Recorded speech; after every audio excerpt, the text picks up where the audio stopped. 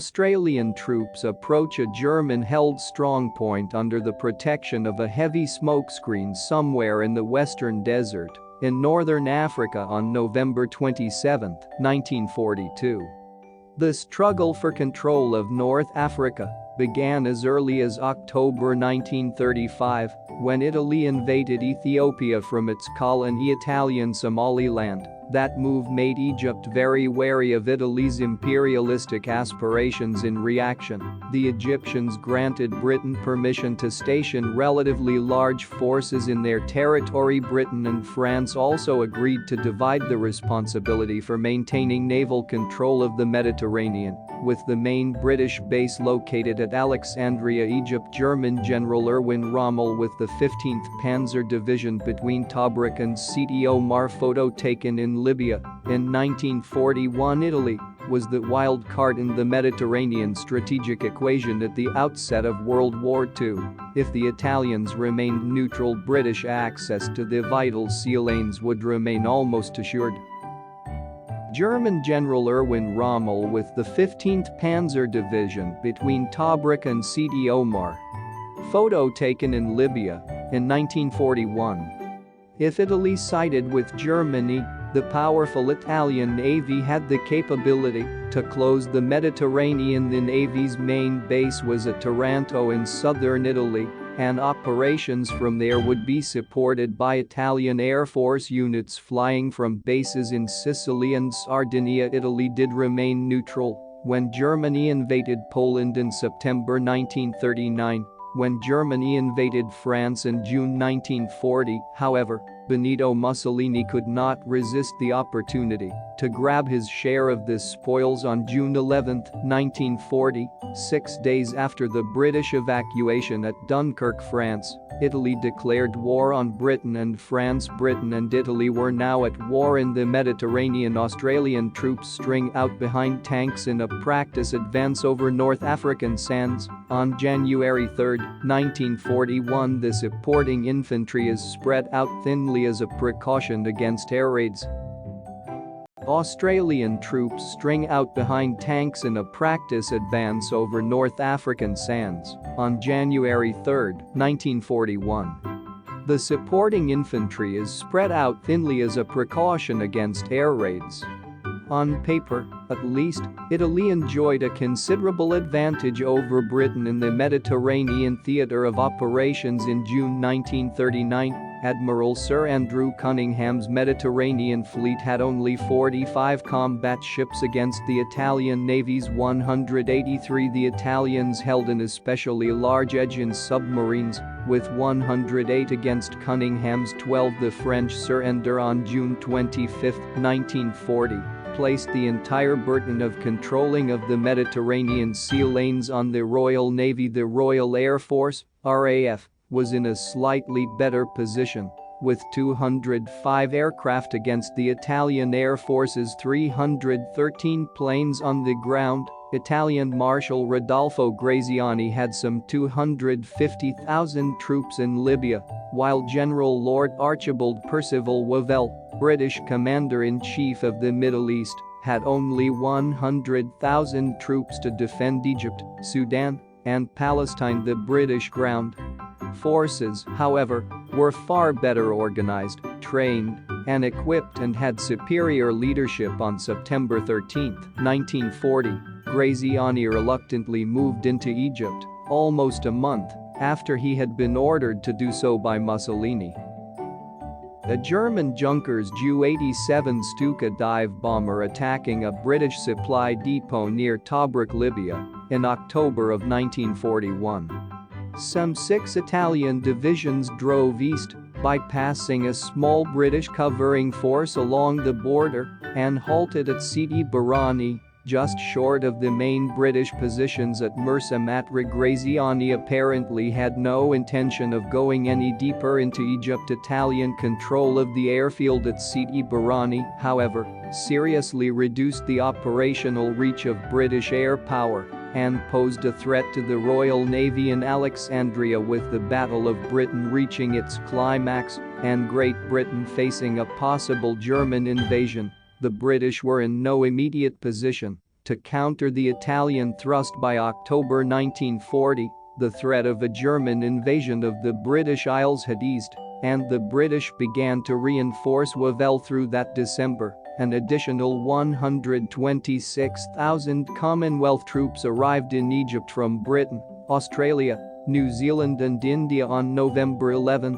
British naval air power seriously damaged the Italian Navy in a surprise attack against Taranto. On December 9, the Western Desert Force, under Lieutenant an RAF airman, places a cross, made from the wreckage of an aircraft, over a grave on December 27, 1940, containing the bodies of 5 Italian airmen shot down in the desert battle at Mersa Matruh on October 31, 1940.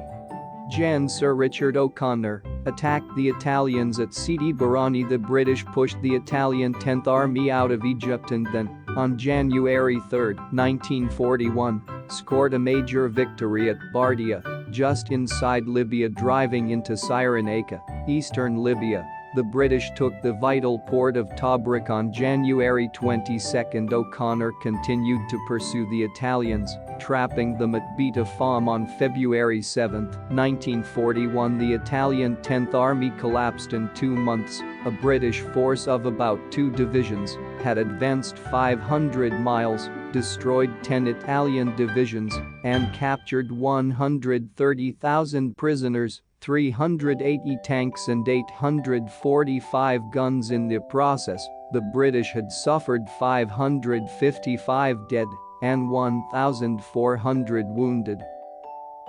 One of the Bren gun carriers used by Australian light horse troops in northern Africa, on January 7, 1941.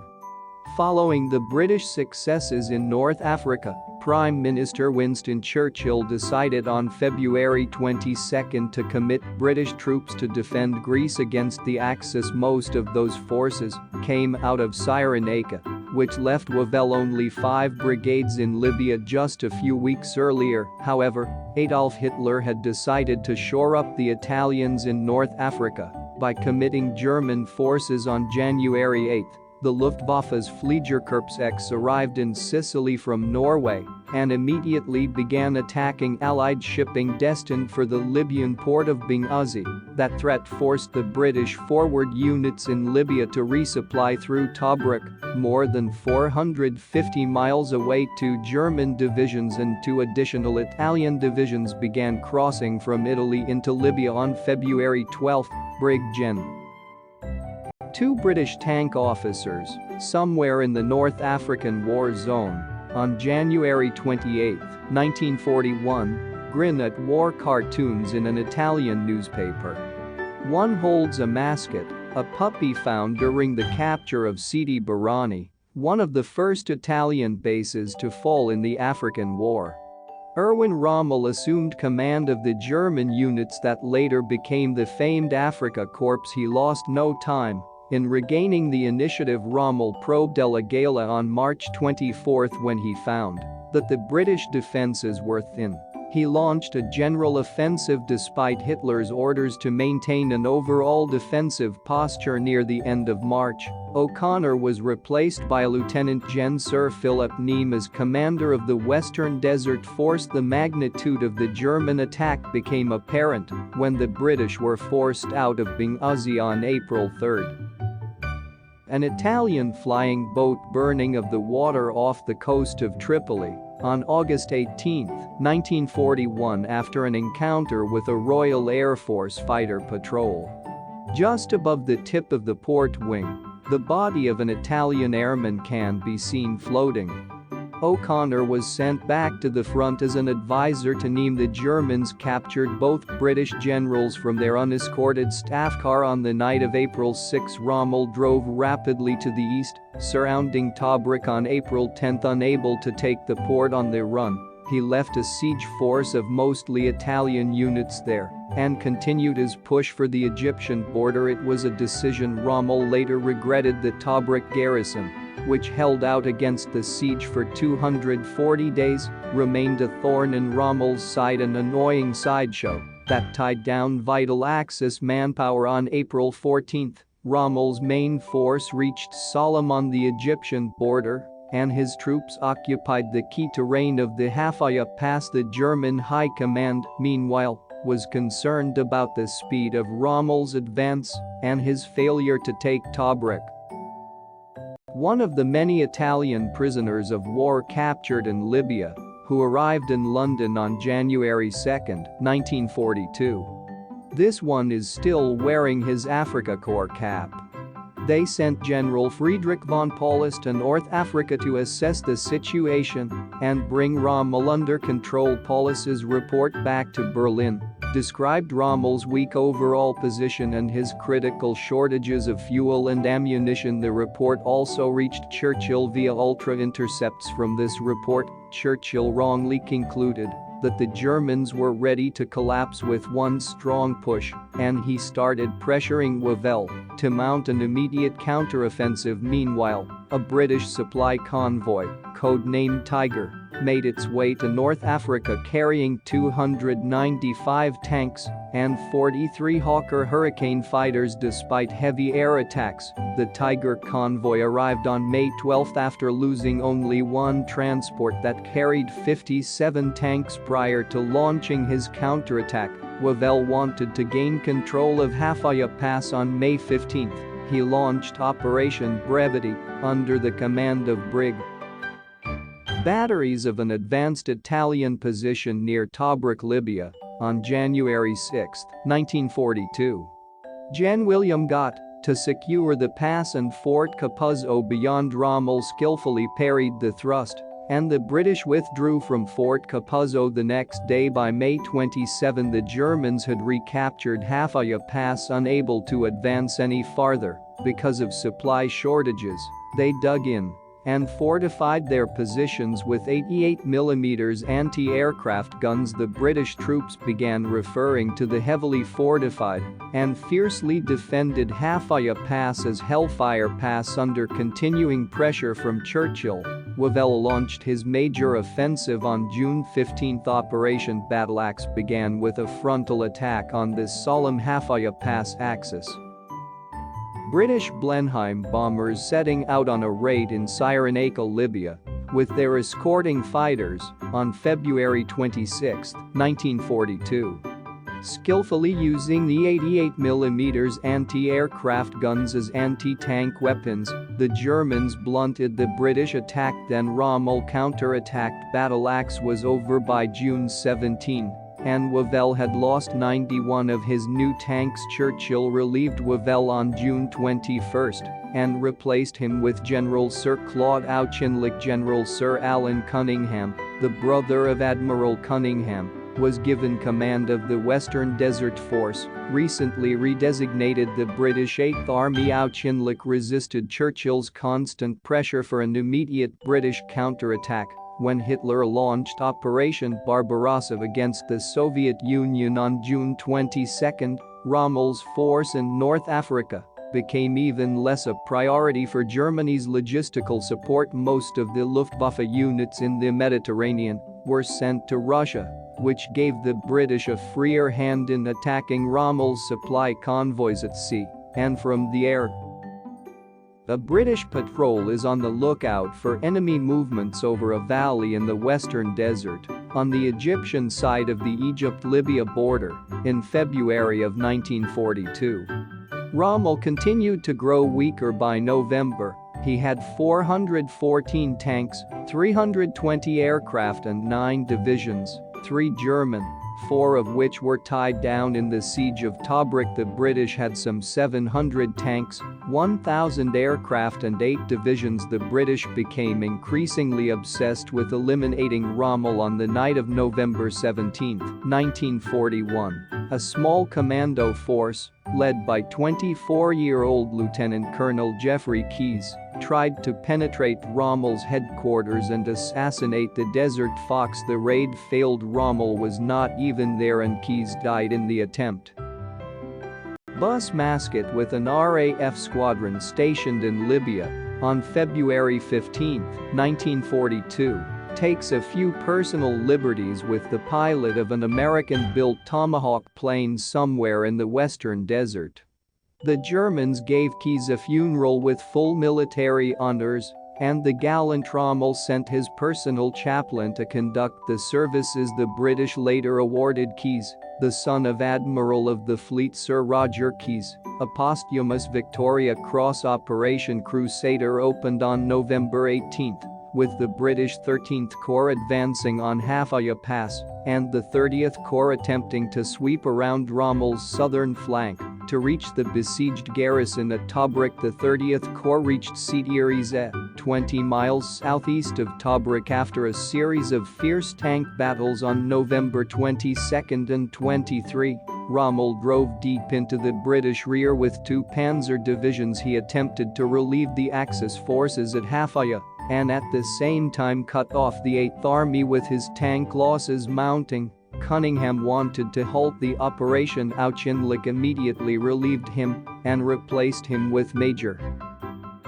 This hydroplane is part of the RAF Rescue Service in the Middle East. It operates on the lakes of the Nile Delta for the assistance of pilots who may make forced landings in the water. Consisting of a cabin mounted on seaplane flats, it is driven by an aircraft engine and propeller mounted in the stern and steered by an aircraft rudder. There are also rudders on each of the floats. The top speed of the craft is about 15 knots. Photo taken on March 11, 1942. Jan Neil Ritchie. The British continued to press the attack, and on November 29 they broke through to Tobruk. By December 7, an overwhelmed Rommel was withdrawing his dangerously depleted forces. In order to avoid encirclement in the Benghazi Bulge, Rommel retreated back across Cyrenaica, reaching El Agheila on January 6, 1942. Operation Crusader resulted in a clear victory for the British, but one they were unable to exploit due to a lack of reinforcements. As Rommel withdrew to the east, the RAF continued to attack his supply convoys in the Mediterranean. Only 30 tons of Axis supplies were shipped to North Africa in November 1941, and 62% of them were lost en route. Experienced in desert weather flying, a British pilot lands an American-made Kitahik fighter plane of the Sharkness Squadron in a Libyan sandstorm on April 2, 1942. A mechanic on the wing helps to guide the pilot as he taxis through the storm. Hitler reacted by shifting Fliegerkorps 2 from Russia to Sicily and ordering the German Navy to send 10 U-boats into the Mediterranean throughout December. Rommel's resupply situation improved significantly, with shipping losses dropping to 18%. Meanwhile, the Japanese attack on Pearl Harbor caused the British to reroute forces from North Africa to India and Singapore. By mid-January 1942, Rommel was operating on shorter supply lines, and his shipping losses were below 1%. He now was ready to return to the offensive. On January 21, 1942, Rommel launched his second offensive and quickly drove the British back almost 300 miles. The aggressive German commander recaptured Benghazi on January 29 and continued to push east, reaching Gazala on February 4. There he halted along the 8th Army's defensive line between Gazala and Burhakheim. The wounded British warrior in Libya lies on cot in a desert hospital tent on June 18, 1942, shielded from the strong tropical sun. For most of the next 4 months, the adversaries sat on either side of the Gazala line, building up strength. On May 26, Rommel launched Operation Venezia, his attack against the Gazala line. Both forces were roughly equal in strength, but General Ritchie had his armored units widely dispersed, while Rommel kept his concentrated. Using his armor, Rommel swept around the Free French Brigade at Burhakheim and turned north, cutting across the Allied rear. An Axis secondary attack in the north pinned down the Allied forces there. By May 28, the Axis armored units behind the Allied lines were in trouble. Rommel had lost more than 1/3 of his tanks, and the remainder were running short on fuel and ammunition. On May 29, the Italian Trieste division cleared a path through the center of the Gazala line. Britain's General Bernard Montgomery, commander of the 8th Army, watches battle in Egypt's western desert from the turret of an M3 Grand tank in 1942. That opening became a lifeline to Rommel's panzers. On the 30th, Rommel consolidated his armor in a defensive position that came to be known as the Cauldron. On June 5-6, Rommel successfully beat off Ritchie's series of piecemeal counterattacks. On June 10-11, the Axis finally drove the Free French forces out of Bir Hakeim, and on June 11 Rommel's panzers broke out of the Cauldron. The 8th Army once more started falling back to the Egyptian border. On June 15, German tanks reached the coast and Rommel shifted his attention to the Tobruk garrison. This time he would not make the same mistake of leaving the thorn in his side. Tobruk fell on June 21, and the Axis forces captured 2 truck-mounted anti-tank guns, used as highly mobile, hard-hitting artillery units, speed over the desert and attack the enemy from all sorts of unexpected quarters. A mobile anti-tank unit of the 8th Army in action somewhere in the desert, Libya, on July 26, 1942. 5 million gallons of much-needed fuel, as well as 2,000 wheeled vehicles. The fall of Tobruk, however, had unforeseen consequences for the Axis. Churchill heard the news during a meeting with President Franklin D. Roosevelt in the United States. The American president immediately offered help. The resulting 300 Sherman tanks and 100 self-propelled guns would later play a pivotal role at El Alamein. The British fell back to defensive positions at Mersa Matruh, about 100 miles inside Egypt. Rommel, who had been promoted to field marshal for his success at Gazala, pursued this view of an air raid on an Axis plane base at Martuba, near Derna, in Libya on July 6, 1942 was made from one of the South African planes which took part in the raid. The 4 sets of white streaks in the lower half show the dust of Axis planes speeding along the ground to escape as bomb bursts appear near them, and an upper center. Auchinleck relieved Ritchie and personally assumed command of the 8th Army with only 60 operational tanks. Rommel attacked at Mersa Matruh on June 26 and routed 4 British divisions in 3 days of fighting. The British fell back again, this time to the vicinity of El Alamein, another 120 miles to the east, now less than 100 miles from Alexandria. Auchinleck was determined to hold near El Alamein under constant pressure from Rommel's forces. Auchinleck improvised a fluid defensive line anchored on Ruwaisit Ridge, a few miles south of the El Alamein defensive perimeter. Rommel attacked on July 1, attempting to sweep around El Alamein for 3 weeks. Auchinleck skillfully battled Rommel to a standstill. Auchinleck launched a major counterattack on July 21-22, but gained no ground. During his stay in the Middle East, Britain's Prime Minister Winston Churchill paid a visit to the Alamein area, meeting brigade and divisional commanders, visiting a gun site, and inspecting personnel of Australian and South African divisions on August 19, 1942 in the Western Desert. Exhausted, both sides paused to regroup despite the fact that Auchinleck had finally halted Rommel's advance. Churchill relieved him in early August and named General Sir Harold Alexander Commander-in-Chief of the Middle East. Sir William Gott was promoted to general and given command of the 8th Army on August 7. The day after his appointment, Gott was killed when his airplane was attacked by a German fighter during a flight to Cairo. The relatively unknown Lieutenant Gen. Sir Bernard L. Montgomery succeeded Gott as commander of the 8th Army. A British unit in a US-built M3 Stuart Honey tank patrols at speed in Egypt's western desert near Mount Himeimat, Egypt, in September of 1942.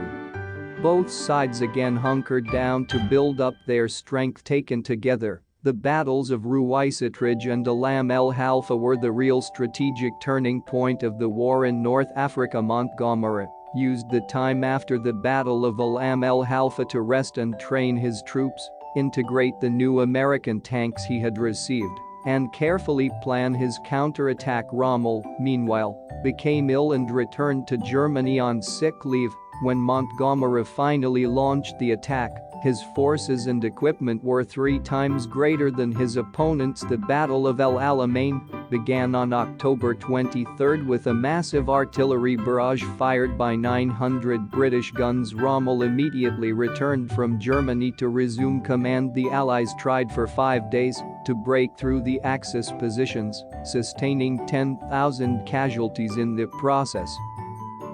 A wounded German officer, found in the Egyptian desert during the first 2 days of a British offensive, is guarded by a sentry while awaiting backup on November 13, 1942. On October 30–31, Montgomery renewed the attack with strong support from the RAF. Critically short on fuel and ammunition, Rommel started to disengage on November 3. At first, Hitler insisted on his usual no-retreat orders. On the 4th, he grudgingly gave Rommel permission to withdraw, and the 1,400-mile pursuit to Tunisia began. For the next 3 months, Montgomery followed Rommel across the northern coast of Africa despite constant urging from his German and Italian superiors, who wanted him to save Libya. Rommel was more interested in preserving his force to fight another day. He paused at El Agheila between November 23 and December 18, and again at Buerit and Wadi Zemzem from December 26, 1942 to January 16, 1943. Rommel reached Tripoli on January 23 and the Tunisian border at the end of the month. Some of the 97 German prisoners captured by the British forces in Egypt in a raid on Tel El Isa, Egypt, on September 1, 1942. By the time he got to Tunisia, however, another Allied force was there waiting for him on November 8, 1942. Just 4 days after Rommel started his long withdrawal, the British and Americans had executed Operation Torch, the Northwest African landings. In a coordinated series of landings, the Western Task Force, under Major Gen. George S. Patton, Jr., landed on the Atlantic coast near Casablanca, Morocco. The Center Task Force, under Major Gen. An Allied convoy, escorted by sea and air, plowed through the seas toward French North African possessions near Casablanca, French Morocco, in November of 1942, part of Operation Torch, the large British-American invasion of French North Africa. Lloyd Fredendall landed just inside the Mediterranean around Oran in Algeria, and the Eastern Task Force, under Major Gen. Charles Ryder, landed near Algiers. Although all the landing sites were in Vichy French territory, the ultimate objectives of the operation were the Tunisian port and airfield complex of Bizerte and the capital city of Tunis. Command of those facilities would allow the Allies to bomb Sicily, protect the Malta convoys, and strike at Rommel's supply lines, while the Allies established themselves ashore and attempted to negotiate terms with the Vichy French. The Germans reacted swiftly, sending troops from Sicily to Tunisia on November 9. Hitler also gave the order for the German military in occupied France to take control of the remainder of Vichy France. The French fleet at Toulon, however, was scuttled before the Germans could seize it. U.S. landing barges speed shoreward off Fidala, French Morocco during landing operations in early November 1942. Fidala is about 15 miles north of Casablanca, French Moroccan city. From the moment the Allies landed, the campaign in Northwest Africa and the race for Tunis was a logistical battle. The side that could mass forces the fastest would win. For the Germans, Control of the Tunis complex was critical to prevent Rommel from being trapped between Montgomery in the east and the newly formed British First Army in the west. On November 28, the Allies reached Tuburba, only 12 miles from Tunis, but a well-conducted Axis counterattack drove them back 20 miles in 7 days. The Germans won the initial race for Tunis because they had shorter supply lines and their aircraft, operating from closer bases, had greater time over the contested area. In January 1943, the winter rains and resulting mud brought mechanized operations to a halt in northern Tunisia. Waiting for better weather in the spring, the Allies continued to build up their forces. The British First Army, under Lieutenant Allied troops land and follow the spider webs of footprints left by first parties near Casablanca, French Morocco, in November of 1942. Gen. Sir Kenneth Anderson was organized into 3 corps: the British 5th Corps, the US 2nd Corps and the French 19th Corps. The Axis forces in northern Tunisia now consisted of Lieutenant Gen. Hans-Jürgen von Arnim's 5th Panzer Army. Once Rommel's Panzerarmee Africa crossed into southern Tunisia, it occupied positions in the old French fortifications of the Mareth Line.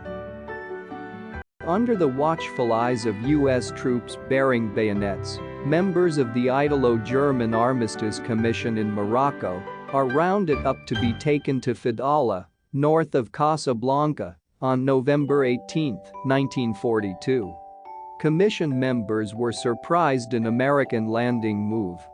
Rommel's 10 divisions were well below half strength, with only 78,000 troops and 129 tanks before he had to face the rapidly closing Montgomery. Rommel intended to eliminate the threat of the British First Army to his north on February 14.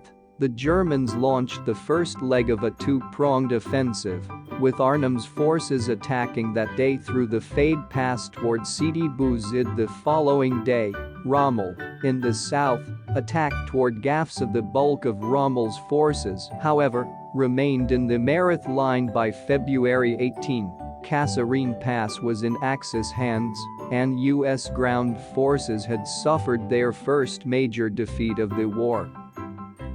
French troops on their way to the fighting lines in Tunisia shake hands with American soldiers at the rail station in Oran, Algeria, North Africa, on December 2, 1942.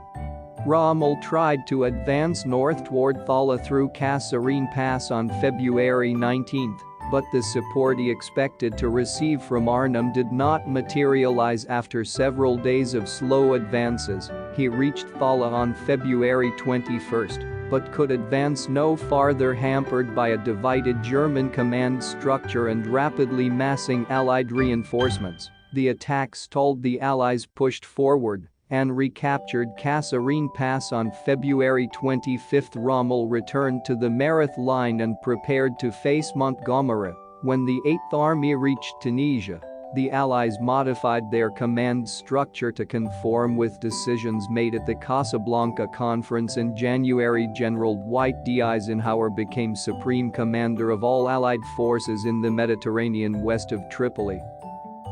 A U.S. Army soldier with a submachine gun and another in a jeep guard the looming SS Pardos, which was damaged and had capsized against the dock when the Allies landed at the North African port in 1942.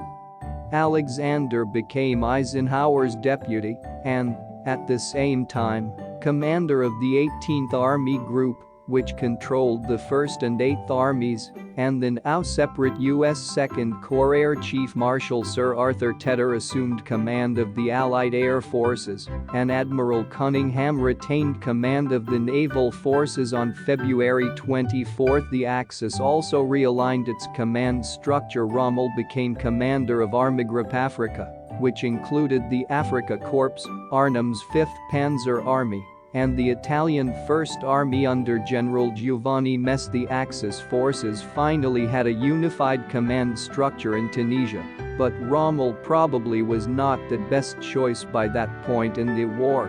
He had become frustrated and dispirited, the cumulative effect of the long seesaw campaign. This German had sought cover in a bomb shelter, attempting to escape an Allied attack in the Libyan desert on December 1, 1942. He did not make it. To make matters worse, Arnhem, who detested Rommel, continued to do pretty much as he pleased. The Axis position in North Africa was hopeless, the final outcome clearly in the hands of the logisticians as the Allies consolidated their control over the northwest African coast. The Axis pressure on Malta eased, which in turn enabled the Allies to further restrict the Axis supply convoys from Sicily without first coordinating with Rommel. On February 26, Arnhem launched Operation Ijsenkop, a drive toward Beja by March 3. That offensive had stalled at the cost of 71 precious tanks. Montgomery's forces, which had crossed into Tunisia on February 4, had reached Medellin on the 16th and established defensive positions hoping to catch the British off balance. Rommel attacked south from the Mareth line on March 6, spearheaded by 140 tanks. It was the most potent offensive Rommel mounted since arriving in Tunisia. A U.S. Navy dive bomber uses a road as a runway near Safi, French Morocco, on December 11, 1942, but hits a soft shoulder in the takeoff.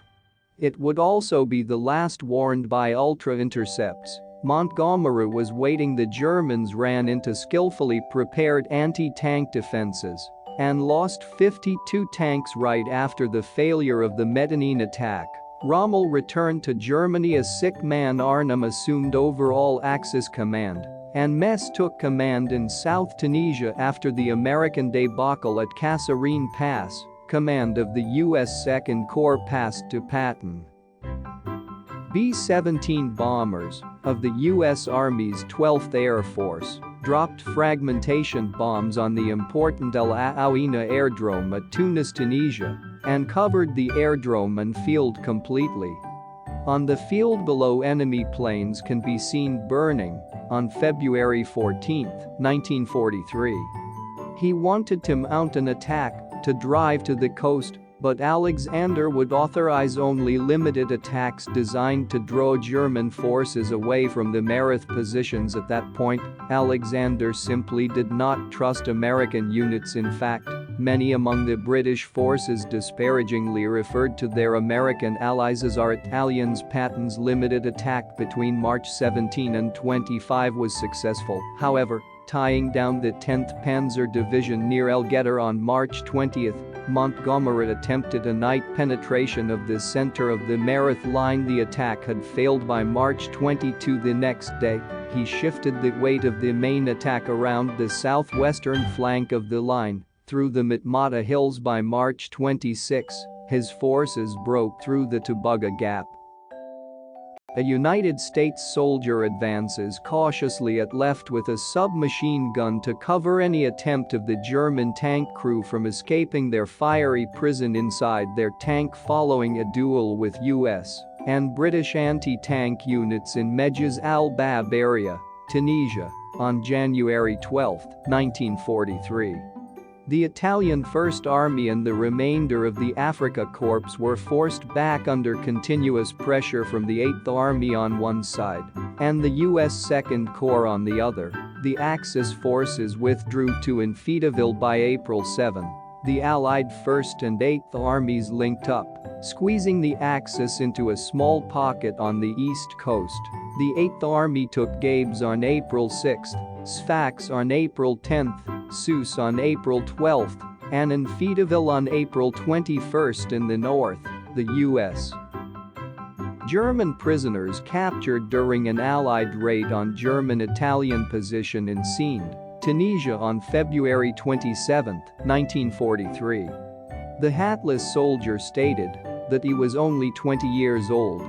2nd Corps, now under Lieutenant Gen Omar N. Bradley, took Matur on May 3 and Bizerte on May 7. Montgomery's 7th Armored Division captured Tunis on May 7. The remaining Axis forces in Tunisia were caught in two pockets, one between Bizerte and Tunis, and the other on isolated Cape Bon Arnhem. Surrendered his forces on May 13, 1943. The Royal Navy, waiting in strength offshore, made sure that few Germans or Italians escaped to Sicily.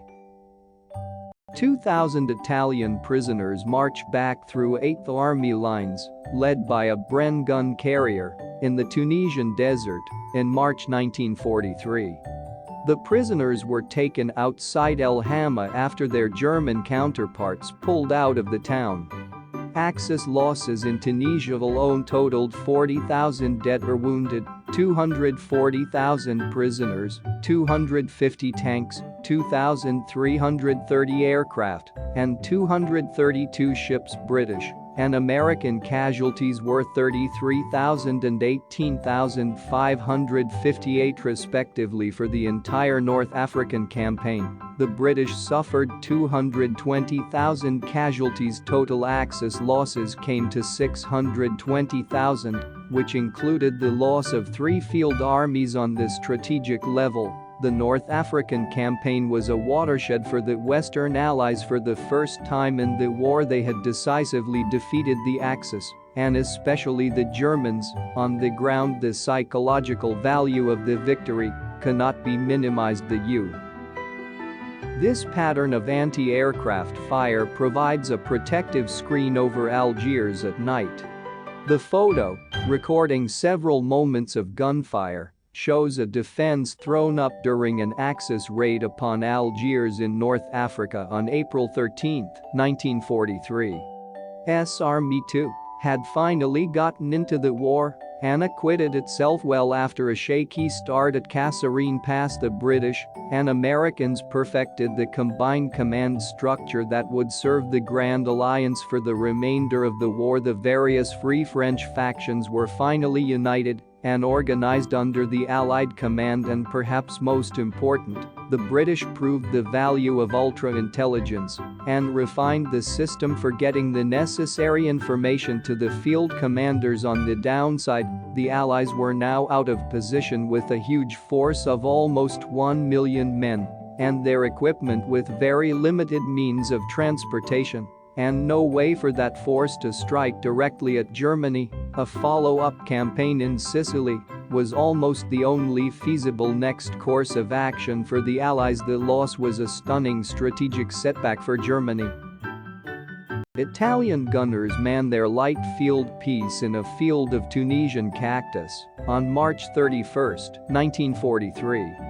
At first, North Africa had been a rather effective economy of force campaign. At the risk of only 3 German divisions and a number of Italian divisions of questionable quality, the Axis was able to tie down a proportionately larger force and at the same time pose a significant threat to one of Britain's strategic lines of communication. But after the defeat at El Alamein, Hitler's sense of pride once again overcame his meager grasp of strategy, and he committed a second field army to North Africa that he could neither sustain logistically nor afford to lose. The forces Hitler threw away in May 1943 just might have made some difference for the Germans fighting in Russia or Sicily. On the tactical and operational levels, several factors conspired against the Axis. Despite the battlefield brilliance of Rommel and the superb fighting of the Afrika Korps, although North Africa was a logistician's hell, logistics was the deciding factor. In the end, the Allies triumphed. With sheer mass, the Axis forces could not overcome Allied air and sea power, both of which enhanced Allied logistics and degraded Axis logistics. General Dwight D. Eisenhower, Wright, Commander-in-Chief in North Africa, jokes with 4 American soldiers during a recent inspection of the Tunisian battlefront on March 18, 1943. Photo credit: AP Photo. U.S. Army text: David T. Zabecki for 1997 World War II magazine.